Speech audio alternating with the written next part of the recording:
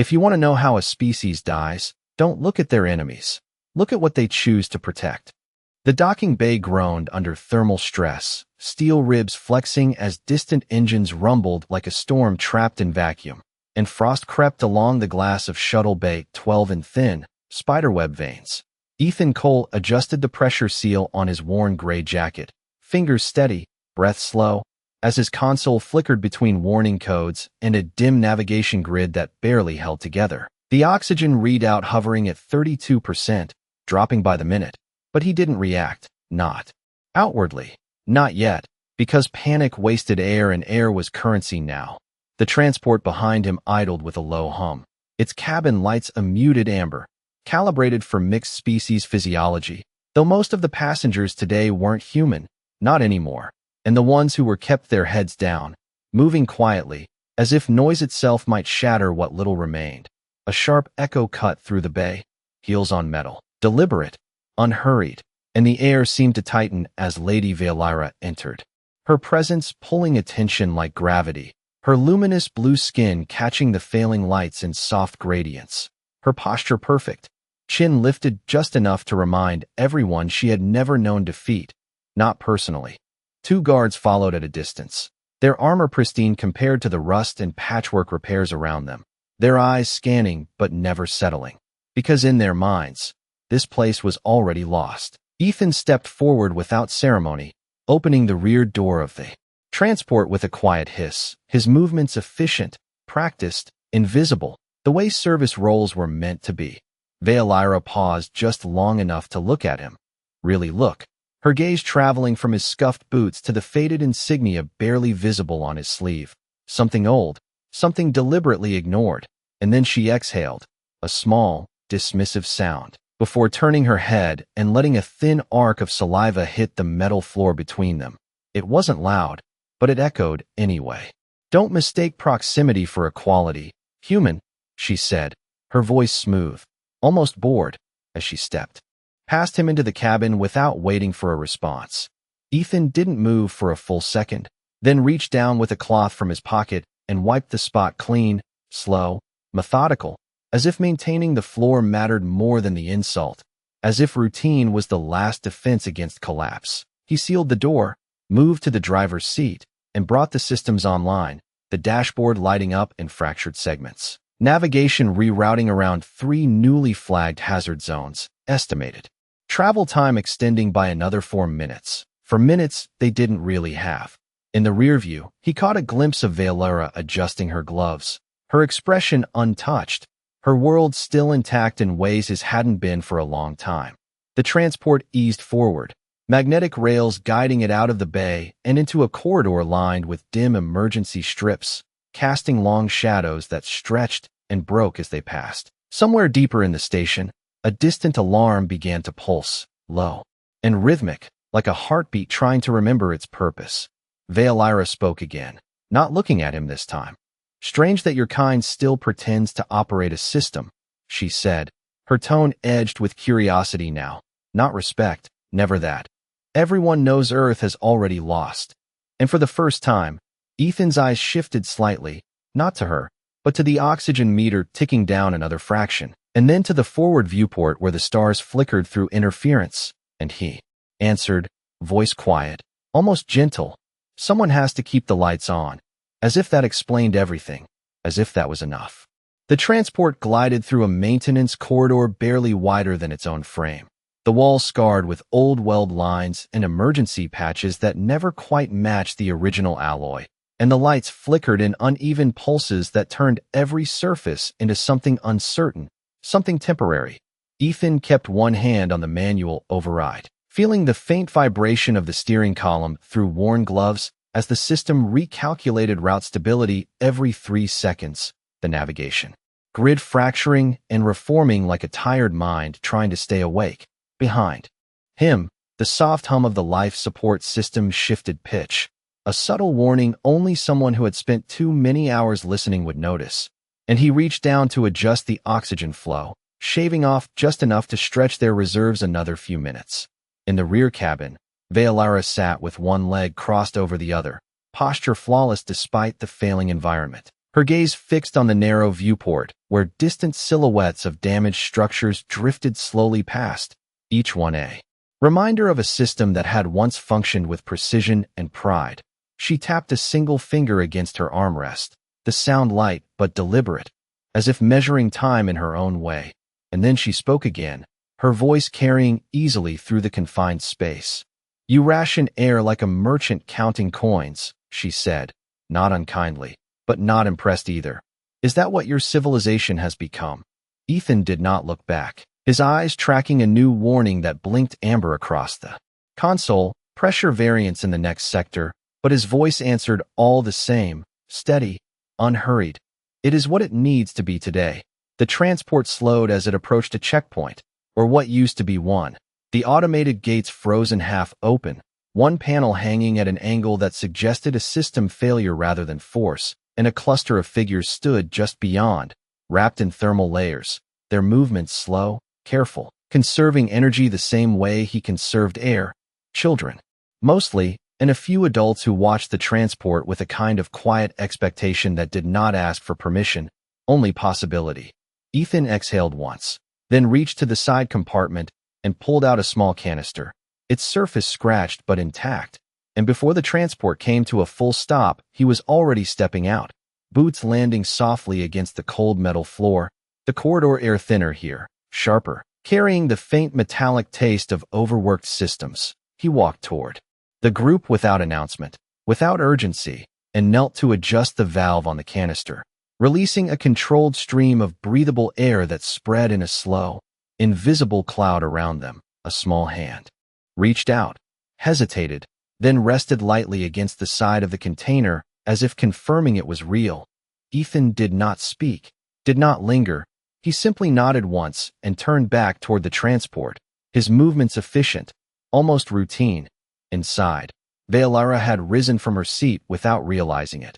One hand braced against the interior frame as she watched through the open door, her expression no longer entirely composed, something unfamiliar threading through the edges of her certainty. When Ethan returned and sealed the door, the oxygen readout dropped another fraction, a cost calculated and accepted before the action was even taken.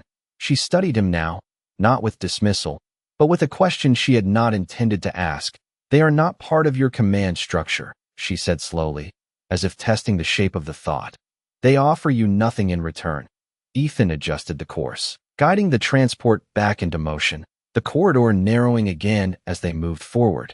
And after a moment he answered, "They are still here," as if that alone settled the matter, as if presence was enough reason to matter. Velara turned her gaze back to the viewport, but the drifting structures no longer held her attention the same way, and somewhere deeper in the station the pulsing alarm grew louder, more insistent, like a warning that had finally decided to be heard. The alarm deepened into a steady pulse that pressed against the walls like a second heartbeat, and the corridor lights shifted from amber to a dim, warning red that painted everything in uneasy shadows. Ethan felt it in the controls before he saw it on the panel, a fluctuation in the station's outer grid, not a full failure, but something close enough to change priorities, and his fingers moved across the interface with quiet precision, rerouting power to stabilize the transport's internal systems while letting the external sensors dim to conserve energy. The vehicle slowed again, not because the path required it, but because he chose it, guiding them through a side passage that curved toward the station's lower rings, an area most traffic had already abandoned. Velara noticed immediately, her posture tightening as she glanced at the new route projected faintly on the side display. "This is not the designated path," she said, her tone sharper now, less detached, as if the environment itself had begun to erode the distance she preferred to keep. Ethan did not answer at first, his attention fixed on a narrow opening ahead where a bulkhead door hung partially open, its mechanisms frozen in place, leaving just enough space for the transport to pass if aligned perfectly. He adjusted their angle by inches, the side of the vehicle nearly brushing the metal frame, a soft scrape echoing through the cabin before they cleared the obstruction and entered a quieter section of the station where even the alarms sounded distant, muffled by layers of structure and time. Only then did he speak. "The designated path no longer exists," he said, his voice even, not defensive. simply stating a fact that did not require emotion. Veolara held his reflection in the viewport glass for a moment, studying the absence of hesitation in his movements, the way he adapted without complaint, without visible strain, and something in her expression shifted again, not understanding yet, but moving toward it. The transport came to a gradual stop beside a cluster of dormant support units, their surfaces covered in a thin layer of dust that suggested they had not been active in weeks, maybe longer. And Ethan powered down the main drive, leaving only the essential systems running, the hum dropping to a low, steady whisper. He stood, reached for another canister from the storage compartment, smaller this time, more precise, and moved toward the rear door. Veolara rose as well, almost unconsciously, her gaze following him.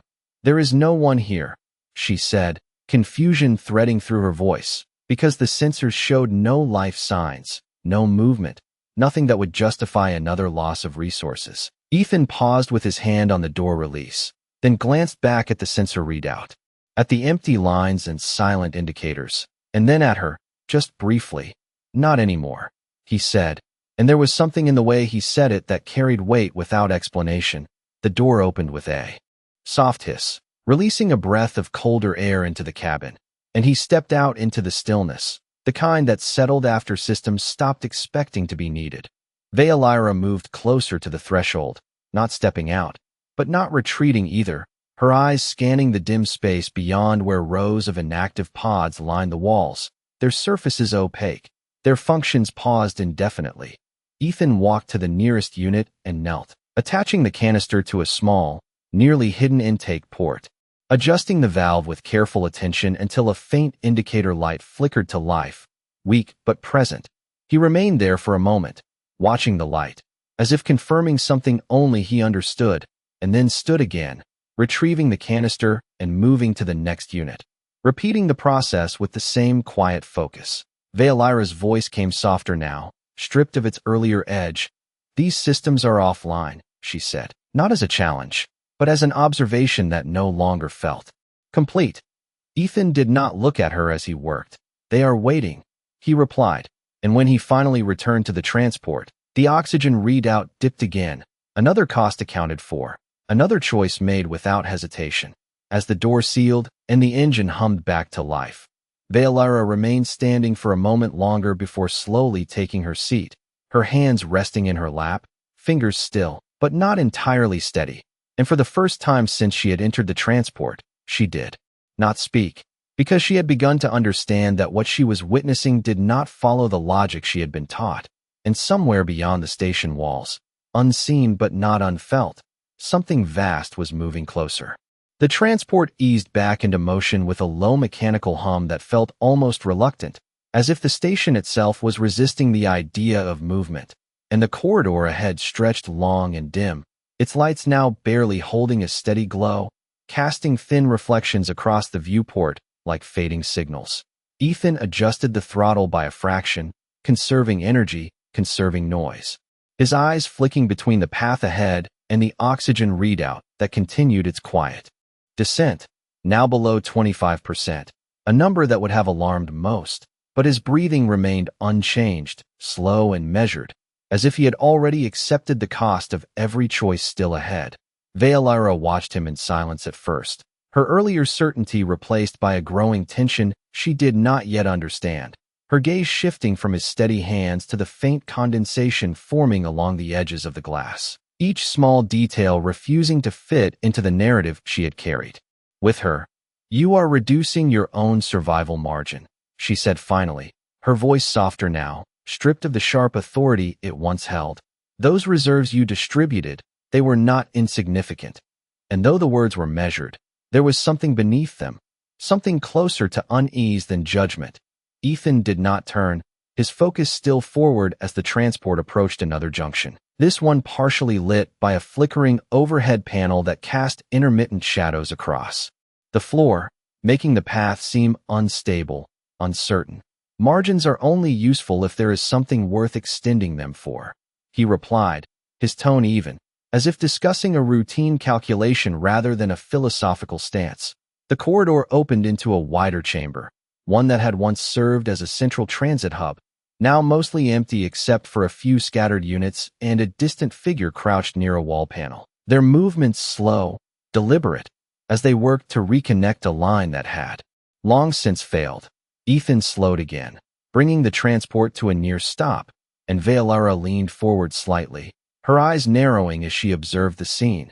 The figure barely noticeable at first glance, insignificant by any strategic metric, yet somehow central to his decision. That individual cannot alter the outcome, she said, more to herself than to him, as if trying to reconcile what she was seeing with what she believed. Their effort is statistically irrelevant, and the word lingered in the air, heavy with the logic she had always trusted. Ethan opened the door without hesitation, stepping out into the cooler air, his boots echoing softly against the metal floor as he approached the lone worker, who glanced up only briefly before returning to their task, hands steady despite the failing light. Ethan knelt beside them, offering a small tool from his belt, adjusting the alignment of the panel with practiced ease, the two of them working in quiet coordination, no introductions, no acknowledgement needed, just a shared understanding of what had to be done in that moment.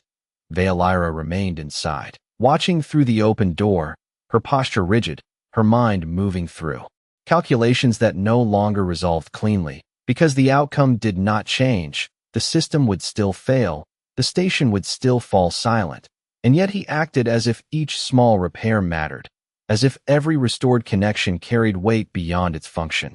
When Ethan returned, sealing the door behind him, the system display flickered, the corridor lights ahead stabilizing slightly, just enough to hold their glow a little longer, and he resumed his seat, guiding the transport forward.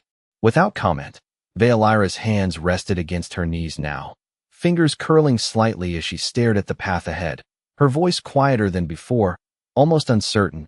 "Why do you continue to act as though these fragments can be preserved?"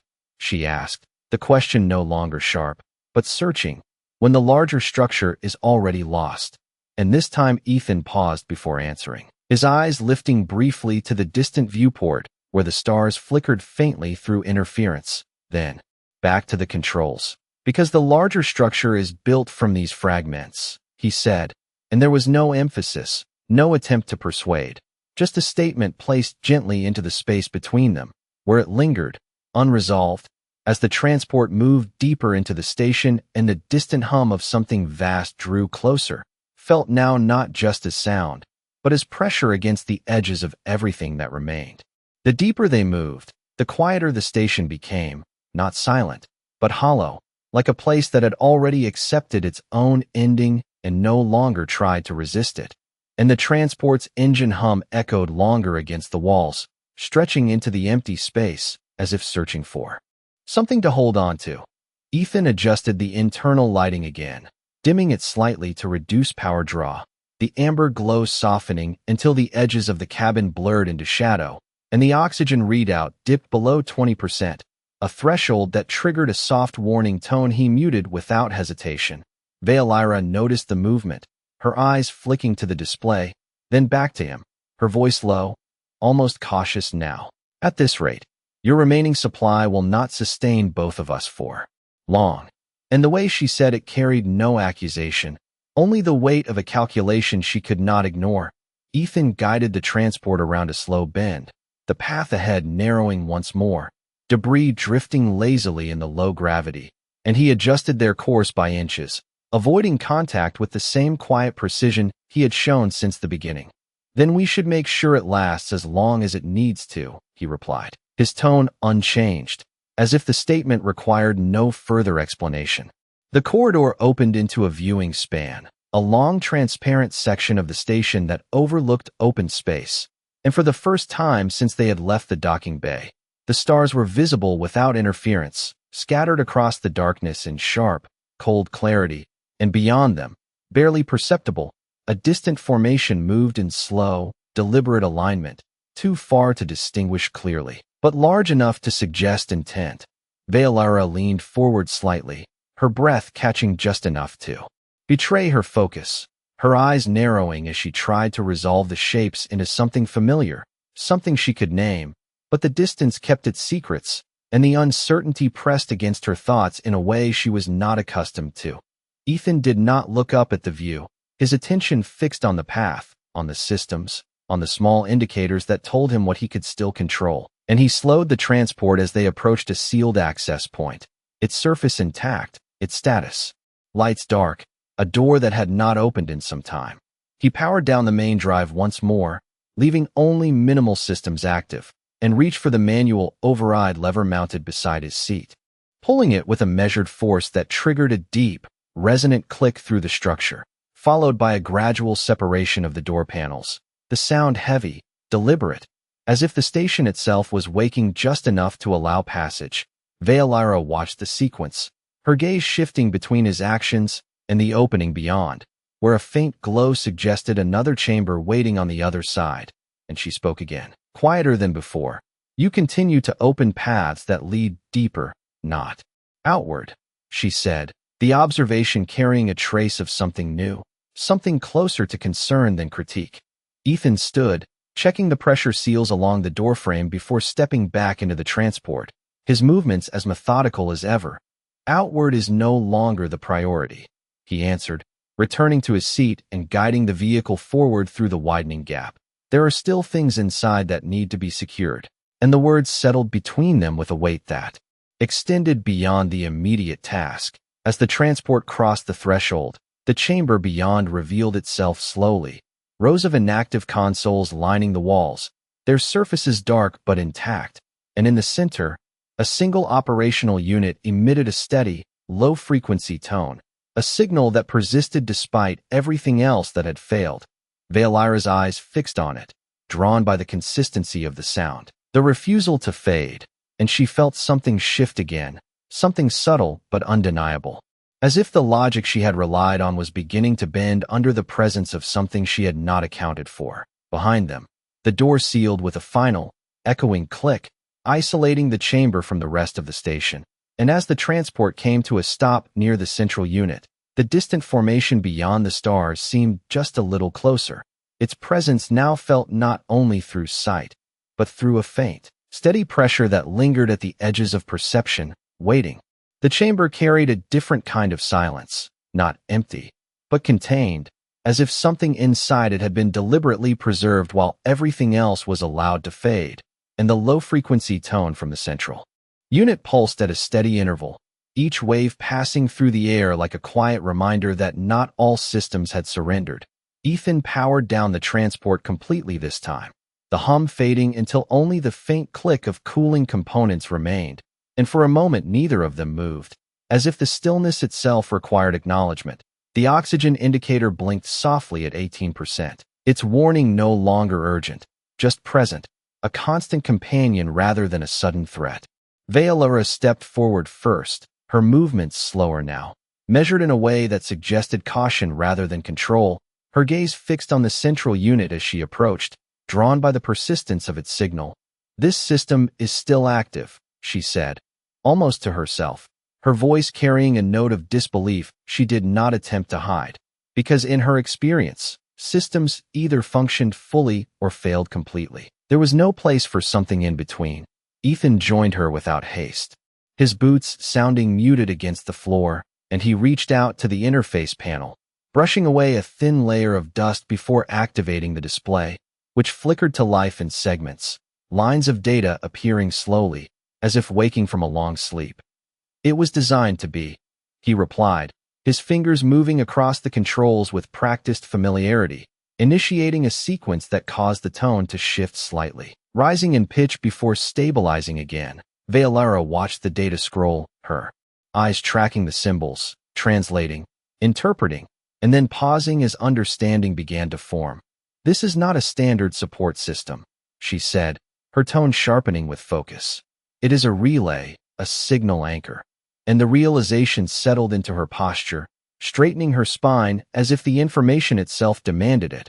Ethan nodded once, confirming without elaboration, and adjusted the output parameters, increasing the signal strength by a fraction that caused the surrounding lights to dim further, a trade he accepted without hesitation. It keeps broadcasting, he said, his voice quiet but steady, even when everything else goes dark. And there was something in the way he said it that suggested this was not just a function, but a choice made long before this moment. Veilira turned her gaze from the console to the viewport beyond, where the distant formation had grown more defined, its structure now visible as a series of aligned silhouettes, too organized to be random, too steady to be ignored, and she felt the faint pressure intensify, a presence that pressed gently against her awareness without crossing into certainty. "They are responding to this," she said, the words forming slowly as her thoughts aligned. "The signal, it is guiding them." And for the first time, there was no dismissal in her voice, only recognition. Ethan did not look up, his attention fixed on maintaining the relay's stability, compensating for fluctuations that threatened to disrupt the transmission. "It gives them something to follow," he said, adjusting another control, his movements precise despite the failing environment. "Something that says we are still here." And the simplicity of the statement carried more weight than any strategic explanation. Veilira's hands rested lightly against the edge of the console, her fingers tracing the surface as if grounding herself in the reality of what she was witnessing, her earlier assumptions unraveling piece by piece, replaced by something she had not expected to find, something that did not fit within the parameters she had been trained to trust. "You maintain a signal not because it guarantees survival," she said, slowly, her voice quieter now, "but because it represents presence." And the word lingered, unfamiliar yet undeniable. Ethan finally glanced at her, just briefly, his expression unchanged, but his eyes reflecting a depth she had not seen before. "Presence matters," he replied, and then returned his focus to the console as the tone steadied once more, filling the chamber with its quiet persistence. Beyond the viewport, the distant formation shifted again, its alignment tightening, its direction unmistakable now, and the pressure at the edges of perception grew stronger, not threatening, but inevitable, as if something vast had finally decided to answer a call that had never stopped being made. The signal steadied into a quiet rhythm that seemed to hold the chamber together, each pulse measured, intentional, like a voice that refused to be silenced even when no one was left to answer it. And Ethan remained at the console, adjusting the output in small increments as the system resisted the strain, the interface flickering with warning indicators that he acknowledged but did not prioritize. The oxygen level dropped to 16%, the soft alert returning, this time impossible to ignore, and he reached for the manual regulator at his side, lowering his own intake just enough to extend the shared supply, his breathing becoming even more controlled, slower, as if time itself could be stretched through discipline. Veilira watched the adjustment closely, her eyes narrowing not in suspicion, but in realization, because the calculation was clear now, the margin narrowing with each passing minute. And yet he did not hesitate, did not reconsider, as if the outcome had already been accepted, long before she arrived. "You are reducing your own viability to sustain a signal," she said quietly, her voice carrying none of its earlier sharpness, only a careful attempt to understand. "A signal that may not alter the final result." And the question lingered beneath her words, unspoken but present. Ethan's hands paused briefly over the controls, then resumed their steady movement, calibrating the relay as the tone shifted again, stabilizing at a frequency that resonated through the chamber. "Walls, it already has," he replied, not as an argument, but as a statement of fact, and the simplicity of it unsettled her more than any defense could have. Beyond the viewport, the distant formation had grown clearer, individual shapes resolving into distinct vessels, their alignment precise, their approach deliberate, and the faint pressure that had once been at the edge of perception now settled into something more tangible, a presence that acknowledged the signal without yet revealing its intent. Veilira stepped closer to the glass, her reflection merging with the distant lights as she studied the formation, her mind moving through possibilities, through alliances and probabilities and outcomes, and for the first time, she found no immediate answer, only a recognition that something was unfolding beyond her expectations. Behind her, the relay emitted a sharper tone, a fluctuation that caused the lights to dim further, and Ethan adjusted the output again, compensating for the strain, his movements precise despite the growing resistance in the system, each correction buying another moment, another pulse, another chance for the signal to reach its destination. "You believe they will come because you are still here, Veilira said, turning slightly, her voice softer now, almost reflective. Not because you are strong or numerous, but because you have not disappeared. And the words felt unfamiliar as she spoke them, as if she were translating a concept she had never needed before. Ethan did not look up, his focus fixed on the relay as the system stabilized once more. The tone returning to its steady rhythm. Strength fades, he said, his voice low. Even. Numbers change, systems fail. And he adjusted one final control, locking the output into a stable loop. But presence can be found. And the statement settled into the chamber with a quiet certainty that required no reinforcement. Veilira's hands rested lightly against the glass now, her fingers still, her earlier confidence replaced by something deeper, something that did not resolve into a single thought, but remained, growing, as she watched the approaching vessels shift their formation. Slightly, their trajectory aligning more directly with the station's position. The oxygen alert pulsed again, a soft, insistent reminder of the cost, and Ethan finally stepped back from the console, his work complete for the moment, the relay continuing its broadcast without further input, and for a brief instant, the chamber held a fragile balance, the signal steady, the formation approaching, and the space between them filled not with tension, but with a quiet understanding that something irreversible had begun. The chamber no longer felt isolated, the steady pulse of the relay now echoing with a subtle response from beyond, a faint harmonic that was not part of the original signal, and Ethan noticed it immediately, his head tilting slightly as his eyes returned to the console, scanning the waveform as it shifted in ways the system had not been designed to produce.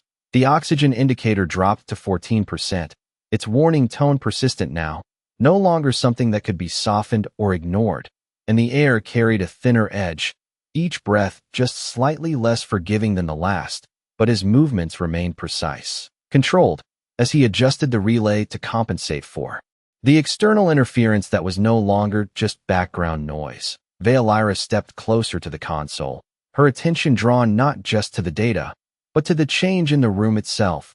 The way the sound seemed to resonate differently, as if something beyond the station had begun to answer in a language the system barely understood. That frequency, it is not originating from this relay, she said, her voice steady but lower now, as if instinctively matching the tone around them. Something is replying, and the realization carried weight, not fear, but significance. Ethan nodded once, his fingers moving across the interface, isolating the incoming pattern, amplifying it just enough to confirm what they were both beginning to understand. They found it, he said quietly, and there was no triumph in his voice, only acknowledgement, as if this outcome had always been part of the equation, beyond the viewport. The formation shifted again, no longer distant shapes, but defined vessels, their surfaces reflecting starlight in clean, deliberate lines, and their movement was no longer passive, their alignment tightening as they adjusted course directly toward the station, their presence now undeniable, no longer a question, but an answer. Veilira's breath slowed as she watched them, her earlier certainty replaced by something far more complex, something that moved through her thoughts with quiet force. Because this was not a rescue she had calculated, not an intervention driven by power or negotiation, but a response to something she had dismissed as insignificant. They responded to a signal of survival, she said, almost to herself, her voice carrying a trace of disbelief. She did not try to hide, not to a display of strength, not to a demand, and the words felt unfamiliar as she formed them, as if she were learning a new language in real time. Ethan adjusted the relay one final time, stabilizing the connection between outgoing and incoming frequencies, allowing the two signals to exist in a fragile balance. A conversation carried across distance without words, and then he stepped back, his role in the moment complete, leaving the system to sustain itself for as long as it could.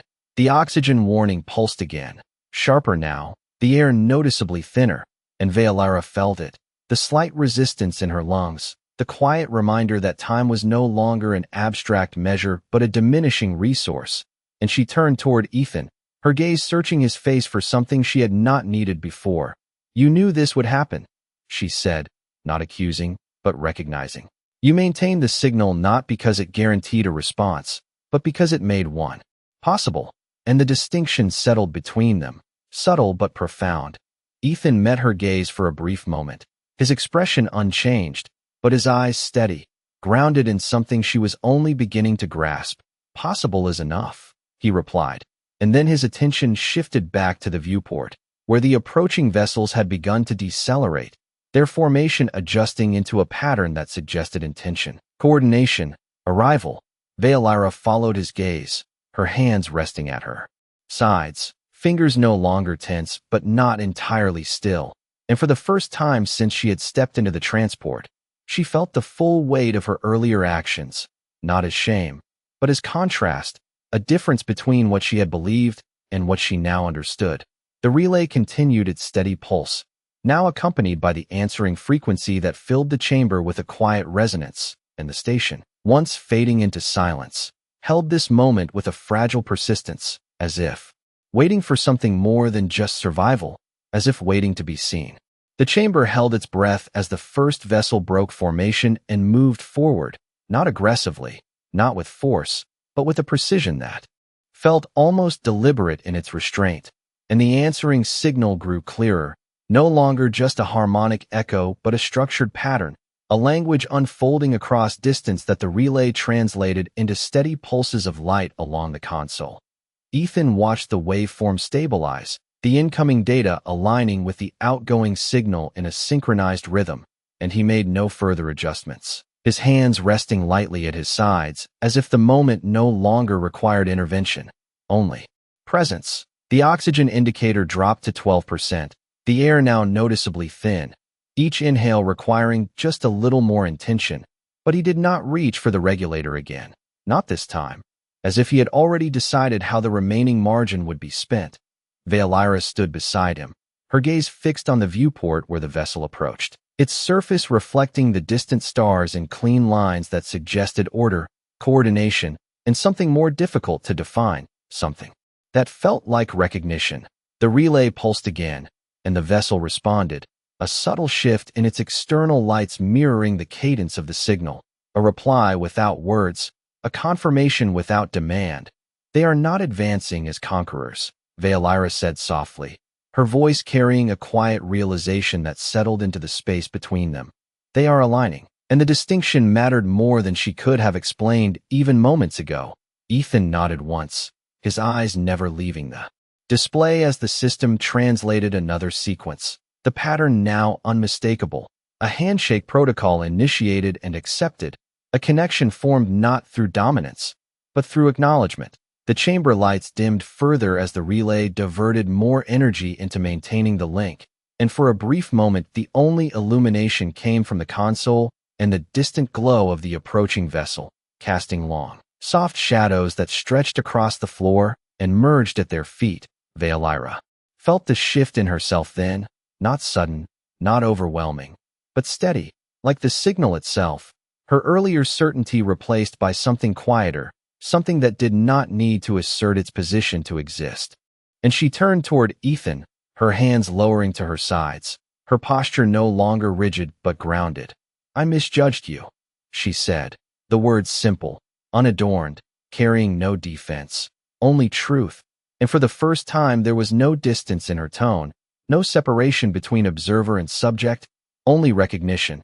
Ethan did not respond immediately, his attention still on the relay as it completed another cycle. The connection holding, the signal sustained, and when he did speak, his voice was as steady as it had been from the beginning, unchanged by the shift around him.